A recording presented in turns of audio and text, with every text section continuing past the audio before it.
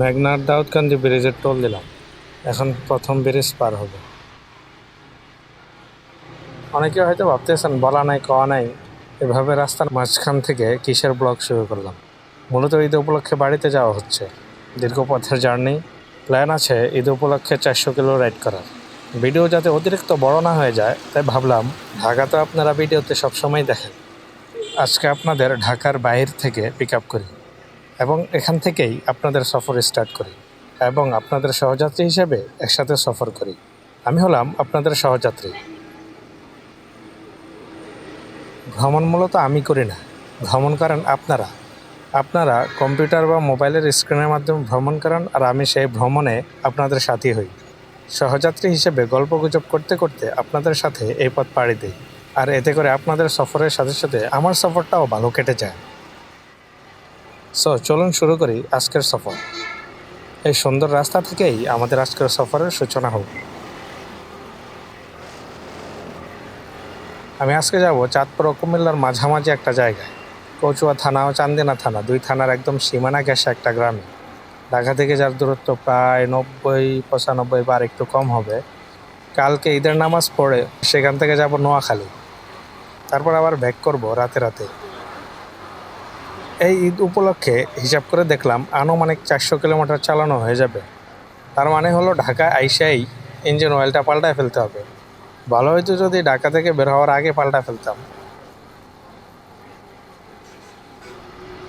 দীর্ঘদিন পর ঢাকা থেকে বের হয়ে এসব জায়গায় আসলে কি যে একটা স্বর্গ স্বর্গ ফিল হয় বলার বাইরে। কি লাইফ কাটাই আমরা শহরে, ভাবা যায়?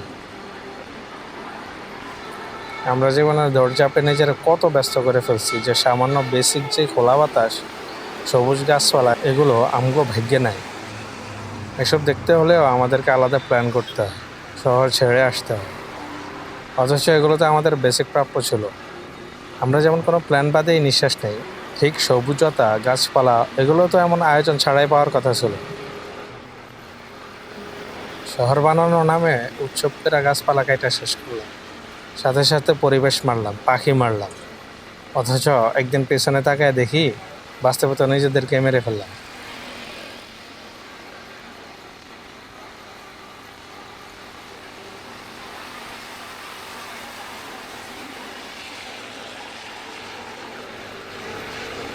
মানুষের আইরনি দেখেন, পাখিগো ঘর বাড়ি ভাঙ্গা নিজের ঘর বানাইলাম, সেই ঘরের ছাদে আবার টবে করে গাছ লাগাইলাম।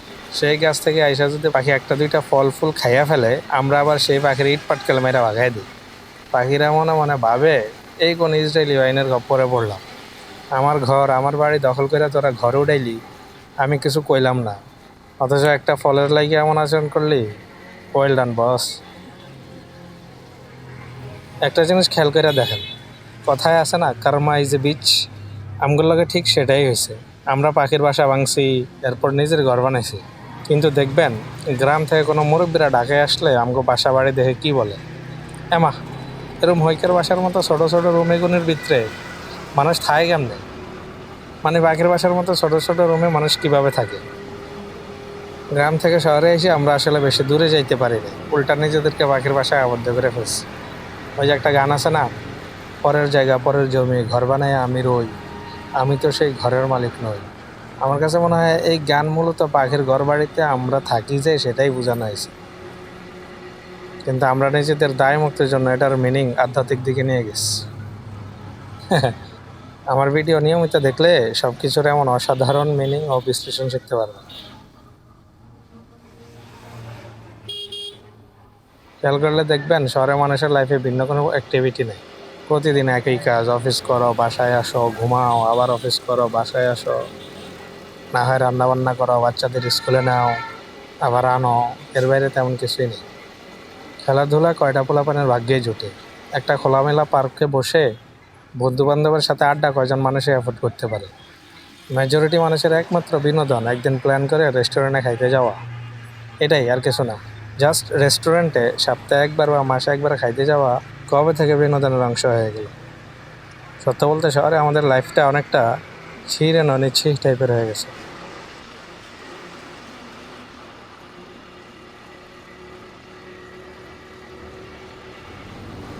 হাইওয়েতে আমি সবসময় রাস্তার ডান পাশে গাড়ি চালানোর চেষ্টা করি, এতে করে দ্রুতগতির বাসগুলোর চাপ থেকে মুক্তি পাওয়া যায়। বাম পাশে থাকলে ওসব গাড়ি এমন চাপ মারে মনে হয় যেন রাস্তার বাইরে ফেলাই দেবে। এই সাইডেও চাপ দেয় না যে এমন না, দেয়, তবে সেটা হ্যান্ডেল করা ইজি হয়।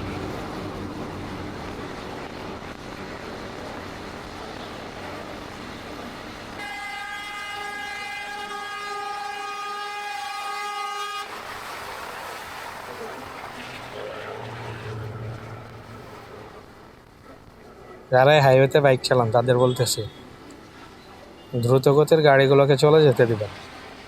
আপনার আগ বাড়াইয়া তাদের সাথে সমতা রক্ষা করার দরকার নেই।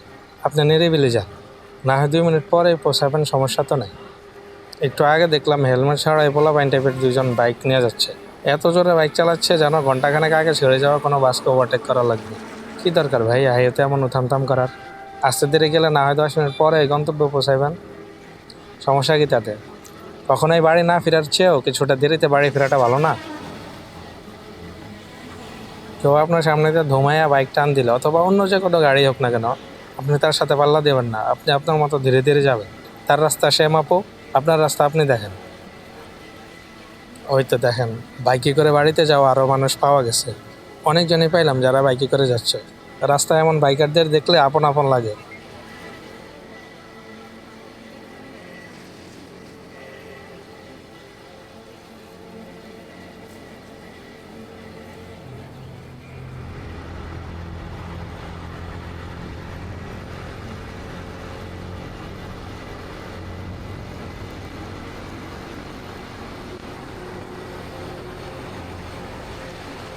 ওই যে নোয়াখালীর বাস চলে যাচ্ছে আমাদের ফালায়া। টেনশন নাই, আমিও নোয়াখালী যাব কাল, তবে বাইকে। এই ভিডিওতেই আগামীকাল আমরা একসাথে যাব। আগেই বলছিলাম আমি হলাম আপনাদের সহযাত্রী। মূলত আমি ভ্রমণ করি না, আপনারা করান। আর আমি হলাম সহযাত্রী হিসাবে আপনাদেরকে গাইড করে নিয়ে যাই। কালকেই, তারপরে রাস্তায় গাড়ি ঘোড়া নাই বললেই চলে। ঈদের চাপ তো পরের কথা, হাইওয়ে হিসাবে যে পরিমাণ গাড়ি থাকার কথা সেটাও দেখতেছি না। এটা ভালো দিক।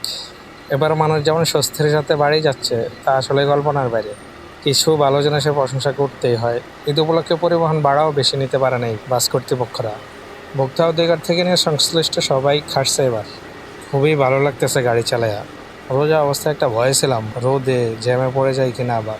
অবশ্য ঢাকা চট্টগ্রাম হাইওয়েতে এখন আর জ্যাম পড়ে না, তবে যাও পড়ে সেটা সামান্য।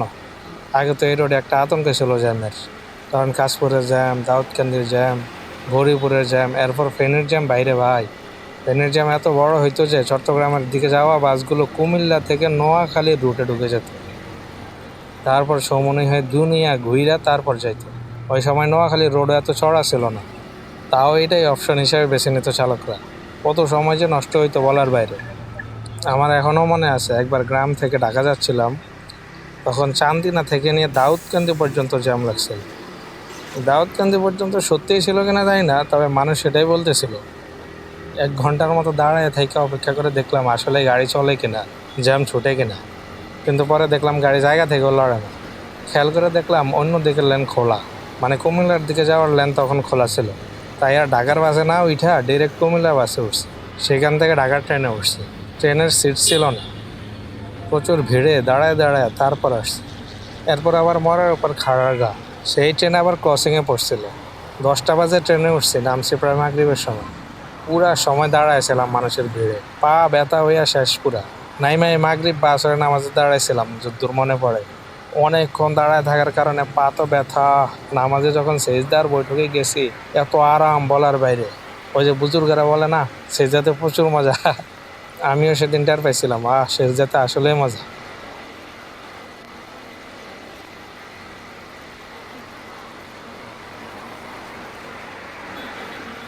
রেডার গাড়িটার মায়া মনে হয় আমি কখনোই ছাড়তে পারবো না। আমার লাইফের প্রথম বাইক, এটা দিয়ে চালানো শিখছি। অনেক সমস্যা আছে রেডার গাড়িতে। বিভিন্ন জন বিভিন্ন প্রবলেম ফেস করে এই গাড়িটা নিয়ে। আমরা অনেকেই বলে গাড়ি এটা ছেড়ে দে, কিন্তু আমার কাছে মনে হয় সিটির জন্য এটার চেয়ে ভালো বাইক হয় না। আরও আছে হয়তো, কিন্তু একটু গুড লুকের ভিতর আবার সাইজেও সিটির জন্য পারফেক্ট। চিপা চুপা দিয়ে বাইর হয়ে যাওয়া যায়, যথেষ্ট টানও আছে। আমি যে ইজিলি 75-80-তে গাড়িটা হাইওয়েতে টানতেছি, কোনো অতিরিক্ত প্রেশার লাগতেছে না, ইজিলি ওভারটেক করতেছি। আমার পেছনে যেসব দূরপাল্লার গাড়ি আসতেছে ওদের দেখে আমার এক্সট্রা প্যারা নিতে হচ্ছে না, ইজিলি ওদের সাথে আমি তাল মিলাই চালাইতে পারতেছি। আমারটার মেজর সমস্যার একটা হলো মিটারে, তেলের ইন্ডিকেটরটা ঠিকঠাক কাজ করে না, একটু উল্টা পাল্টা করে। একবার দেখায় এক দাগ শেষ তেল, আবার কতক্ষণ পরে দেখা যায় ওই দাগেই দেখাইতেছে। যদিও চালাইতে চালাইতে অনুমান হয়ে গেছে এখন। মাইলেজও একটু সমস্যা আছে, মাইলেজটা আর একটু দেওয়া উচিত। দেখি সার্ভিসিং করে কিছু করা যায় কিনা। সমস্যা থাক, সমস্যার জায়গায়, আর রেডারের প্রতি ভালো লাগে আলাদা জায়গায়। ওই যে একটা লাইন আছে না, ফেসবুকে মানুষ মাঝে মাঝে মারে, সাকিব আল হাসানের প্রতি ভালোবাসা দেখাইতে গিয়ে। শুধু সাকিব না, মানুষ তার প্রিয় যেই কারো ক্ষেত্রে মারে এই লাইনটা। অবশ্য এখন এটা মিম মেটেরিয়াল হয়ে গেছে। আগে 2016-17 দিকে এই লাইন খুবই আবেগ হিসাবে নেওয়া হইতো। যদি পৃথিবীতে আপনার একজন মাত্র ভক্ত থাকে তাহলে জেনে নেবেন সেটা আমি। আর যদি আপনার কোনো ভক্ত এই পৃথিবীতে অবশিষ্ট না থাকে তাহলে বুঝে নেবেন আমি মারা গেছি। খুবই লেম না লাইনটা? অনেক লেম। কিন্তু সমস্যা হলো রেডারের প্রতি আমার ভালো লাগাও এমন লেম পর্যায়ে চলে যাচ্ছে। আমি মাঝে মাঝে ভাবি সামনে আরও হায়ার সিসি কোনো বাইক কিনলেও এই বাইকটা রেখে দেবো। অবশ্যই এসব চিন্তা অন্য সময় আমার আর্থিক অবস্থা আমার দিকে তাকায় বলে, হে এই ধরনের চিন্তা ভাবনা দেশের মানুষের জন্য হাস্যকর। তারপরেও কী করা, পকেটে টাকা না থাকলেও বড় লোকে ফুটানোর চিন্তা মন থেকে যায় না। কিছু করার নাই, এটাই প্রথম বাইক। যেহেতু প্রথম ভালো লাগা, একটা আবেগ তো থাকবে। বলে না, প্রথম প্রেম ভোলা যায় না। থাক, বাইক নিয়ে আর না বলি। না হয় একটু পরে দেখা যাবে বাইকের প্রেমে কবিতাও বলা শুরু করবো। মনে হয় একটা মনে পড়ছে, বাইকের সাথে যাবে হয়তো, উর্দু কবিতা। ঠিকঠাক উচ্চারণ করতে পারবো কিনা জানি না, দেখি কইয়াই ফেলাই। तुम्हारे साथ ये मौसम फरिश्तों जैसा है, तुम्हारे बाद ये मौसम बहुत सताएगा। প্রথম প্রেম নিয়ে কবিরা কত শত কবিতা লিখছে, শব্দ ব্যয় করছে, অথচ আমাদের জীবনের প্রিয় বাইকগুলো একদমই শব্দহীন রয়ে গেল। আরবি সাহিত্যে অবশ্য ঘোড়াকে নিয়ে অনেক কবিতা আছে। আরবি ভোকাবুলারি অনেক সমৃদ্ধ। শুধু ঘোড়া বোঝানোর জন্য যে পরিমাণ শব্দ আছে, ওইগুলা দিয়ে ছোটো মোটো চোনাপটি কোনো গোত্র চাইলে নিজেদের রাস্তা একটা ভাষা তৈরি করে ফেলতে পারবে। তারপরও কিছু শব্দ থেকে যাবে।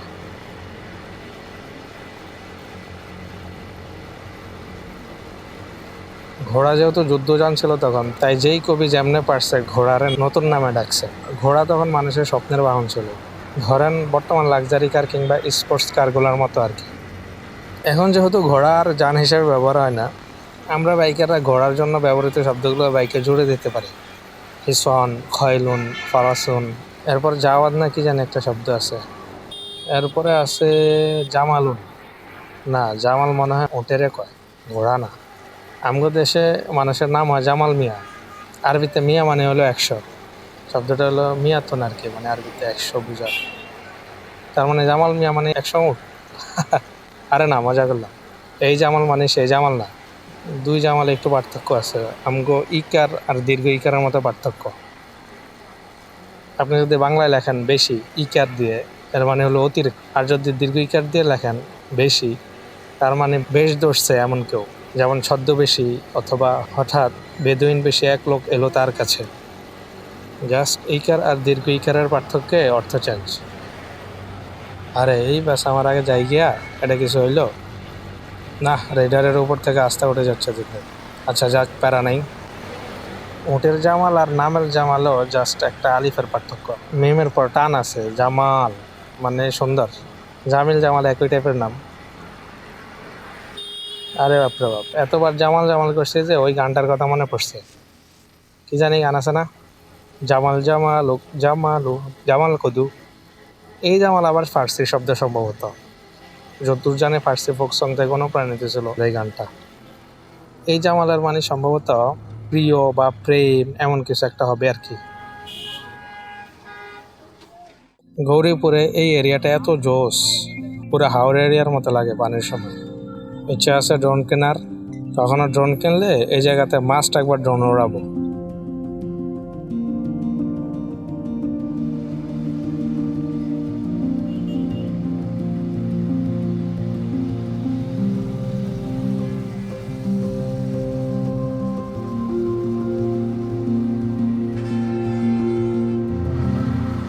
আরে বেচারা ট্রাকটা পুরো উল্টায় পড়ে রয়েছে।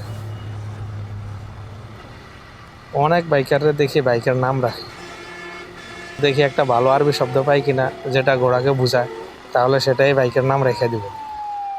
রিসওয়ান বা জাওয়াত, নাম দুইটা সুন্দর আছে, রাখা যাইতে পারে।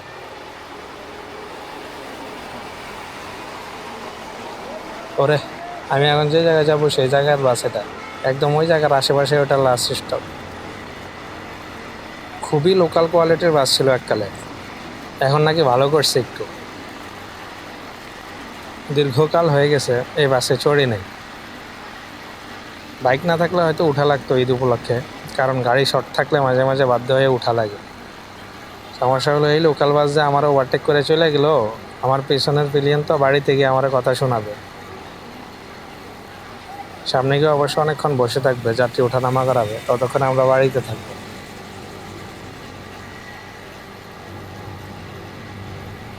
আমরা এখন মাদায়ার কাছাকাছি চলে আসছি। এটা হইলো গরিপুর, মাদায়া হইলো চান্দিনার আগে।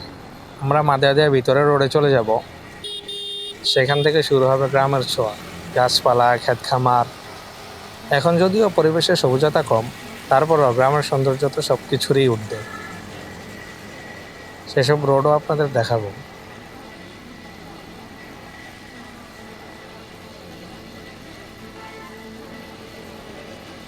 ওই দেখেন দেখেন, জোস তো। রাস্তার পাশে বসে কৃষকরা সরাসরি তরমুজ বিক্রি করতেছে। আশেপাশে যেসব ক্ষেত আছে সেগুলোতে তারা তরমুজ চাষ করে এবং সেখান থেকে সরাসরি এনে বিক্রি করতেছে। অনেকে গাড়ি থামায় কিনতেছে তরমুজ। ওই যে দেখেন, কিনতেছে গাড়ি থামায়। আমরা দেখা যাচ্ছে কিনা ঠিক মতো কে জানে। সাধারণত কৃষকরা এসব ফসল উৎপাদন করে, তারপর কোনো মিডলম্যানের কাছে বিক্রি করে। সে আমাদের গ্রাহকদের কাছে এসব পৌঁছায়। অর্থাৎ B2B করে কৃষকরা, আর B2C করে মিডলম্যান। যদিও সেখানে অনেক ধাপ আছে, কিন্তু এই কৃষকরা অন্যদের চেয়ে এক ধাপ আগায় রয়েছে। এখানে ওরা সরাসরি F2C করতেছে, ফ্যাক্টরি টু কাস্টমার। আমগো হিসাবে F2C পেলাম আর কি, মানে ফ্যাক্টরি। কৃষকদের পরিভাষা কি কে জানে। F2C না বললে G2C বলি, গার্ডেন অথবা গ্রাউন্ড টু কাস্টমার। হঠাৎ চিন্তা করে দেখলাম কি করলাম এখন এটি কোনো আলোচনার মধ্যে পড়ে? এডিটে কেটে দিতে হবে সব। না থাক, কইয়া যেহেতু ফালাইছি আর কাটার দরকার নেই। মাঝে মাঝে ভবিযোগে আলাপও করা লাগে, সবসময় ভালো কথা বলেও লাভ নেই। কারণ আমি কবরস্থানে এমন অনেকের কবর দেখছি যারা একসময় ভালো কথা বলতো। আরে দারুণ একটা বাণী হয়ে গেছে তো এটা।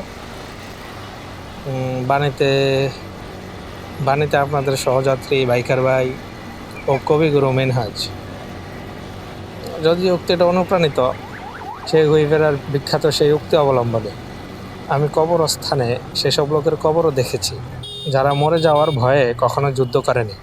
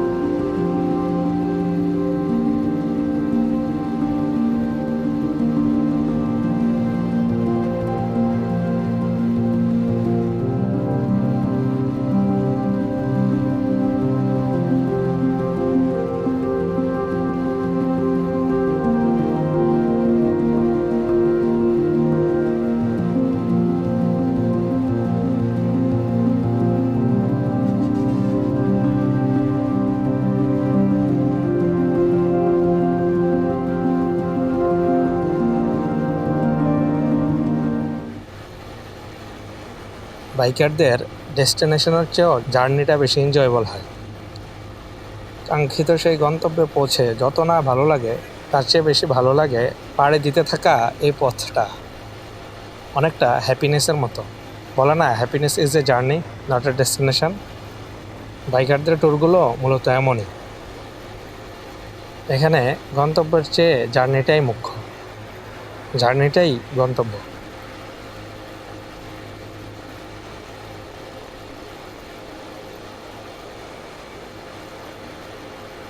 ভিডিও বড় হয়ে যাচ্ছে হয়তো, এত বড় ভিডিও কেই বা দেখে। আগেই বলেছিলাম আমাদের জার্নিটাই বেশি এনজয়েবল, সো জার্নি দেখানোতে কার্পণ্য করবো না ভাবছি। আমি যখন অন্যদের কন্টেন্ট দেখতাম আমার কাছে এই জিনিসটা মিসিং লাগতো। ভিডিও শর্ট করার জন্য ওরা মূল সফরেই ফোকাস দিত না। কমপক্ষে কথা মজা না লাগলেও দৃশ্য তো দারুণ লাগতেছে। এমনি তো প্রথম দিকের ভিডিও কেউই দেখবে না, তাই ভাবলাম বড়ই করি, না দেখলেও আর্কাইভ হিসাবে থেকে যাবে ভিডিওটা। একসময় দেখবো আর হাসবো, আর মনে মনে বলবো শুরু দিয়ে কি লেম লেম ভিডিও বানাইতাম।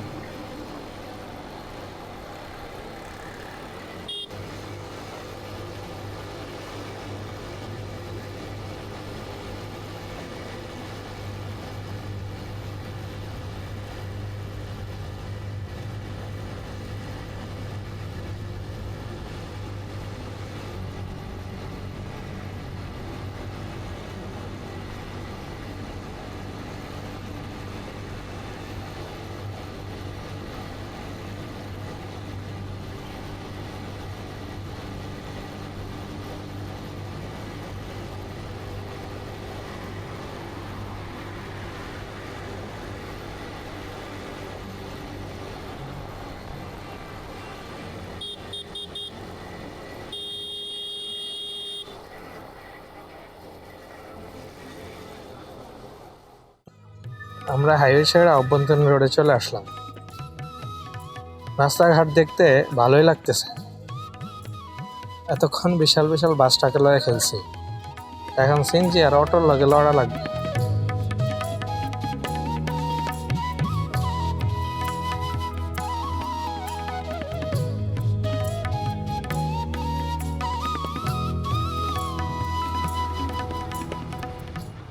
একটা একটা মজার বিষয় হলো গ্রামের রোডে ঢোকার পর থেকে মানুষের কৌতূহল একটু বেশিই দেখা যাইতেছে। যেহেতু হেলমেটের সাথে ক্যামেরা লাগানো, মানুষ একটু আলাদা করে তাকায়।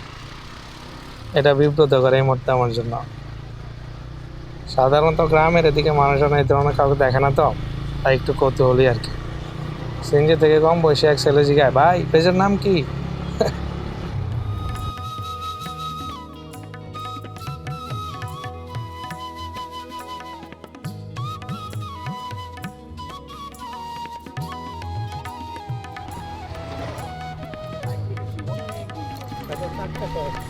আরে বেচারা, সিনজির চাকা নষ্ট হয়ে গেছে। অনেক জায়গায় ভাঙ্গা আছে রাস্তায়, তাই এমন হয়েছে। এমন নিরিবিলি গাছে ঢাকা পথ দেখলে জীবন আনন্দ দাশের কবিতাটা মনে পড়ে। বাংলার মুখ আমি দেখিয়াছি, তাই আমি পৃথিবীর রূপ খুঁজিতে যাই না আর। ঠিকই জানি আছে এরপরে। চারিদিকে চেয়ে দেখি পল্লবের স্তূপ, জাম বট কাঁঠালের হিজলের অসতের করে আছে চুপ। কি জানি আছে এরপরে ভুগিসুগি শব্দ মনে নেই। হিজল বট তমালের নীল ছায়া, বাংলার অপরূপ রূপ, তেন অনেক শব্দ। আমার বাংলা শব্দ উচ্চারণের সীমাবদ্ধতা সম্পর্কে আপনাদের আইডিয়া হয়ে যাবে, তাই বাদ দিলাম।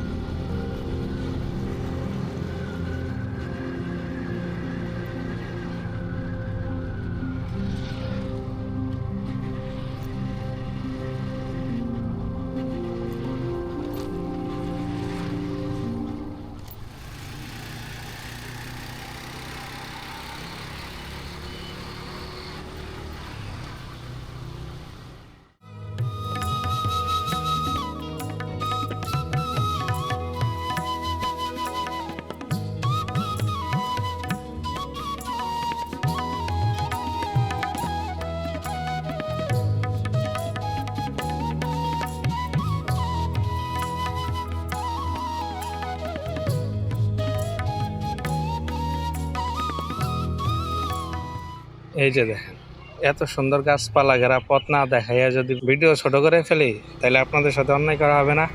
আপনাদের কেমন লাগতেছে আমি জানি না, আমার কিন্তু শরীর মন আত্মা সব শীতল হয়ে যাচ্ছে গ্রামের পথে ঢোকার পর।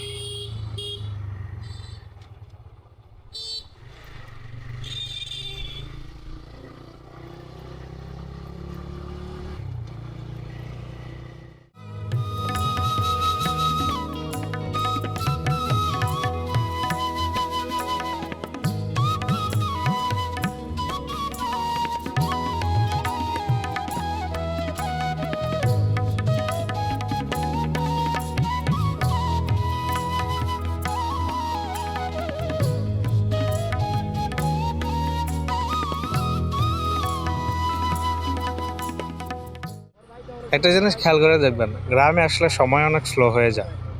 শহরে মানুষের রেসের সাথে সাথে সময়েরও রেস লাগে। কখন দিন শুরু হয় কখন শেষ হয় টেরও পাওয়া যায় না। ওই যে হাদিসে আছে না, শেষ জমানায় জমিন সংকুচিত হয়ে যাবে, সময় সংকীর্ণ হয়ে যাবে। আমরা ধীরে ধীরে সেটা অনুভব করা শুরু করছি। তবে গ্রামে একটু হিসাব ভিন্ন আছে এখনো। আপনি গ্রামে এসে একদম ভোরে ভোরে উঠে যাবেন আর ঘুমাবেন না। মোবাইল যত কম চালাইতে পারবেন ততই ভালো। পরিচিত পোলাপানের সাথে আড্ডা দিবেন, ক্রিকেট খেলবেন, গ্রামে মানে যত অ্যাক্টিভিটি করা যায় সব করবেন।